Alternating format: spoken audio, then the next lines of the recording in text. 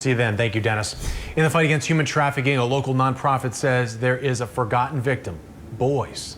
I-Team investigator Kylie McGivern has spent the last 2 years shining a light on how sex trafficking exists here in the Bay Area. And tonight she takes us inside a safe house that's the first of its kind in the country and the only home serving boy victims of sex trafficking.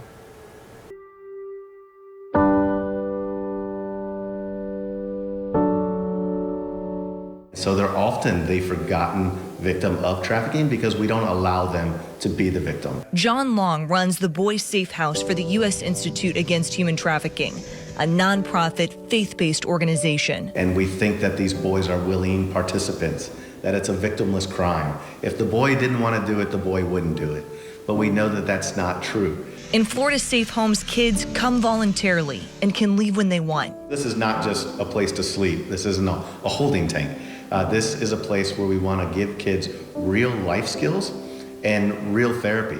Long says it's often the boys' first time talking with a therapist or visiting a doctor.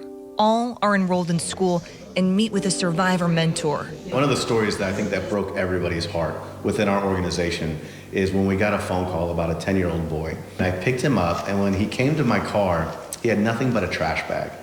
And in that trash bag was nothing but stuffed animals. He just had what he was wearing. And we started to drive away, and he asked me to stop.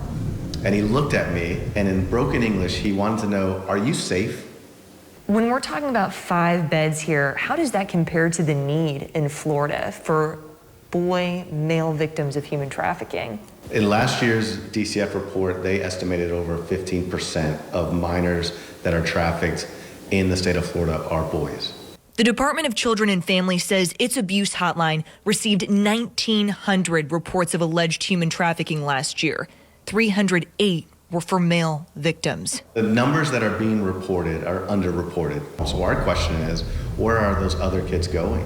The fear, Long says, they'll either end up in a Department of Juvenile Justice facility, they'll end up on the street, or they'll stay in the life.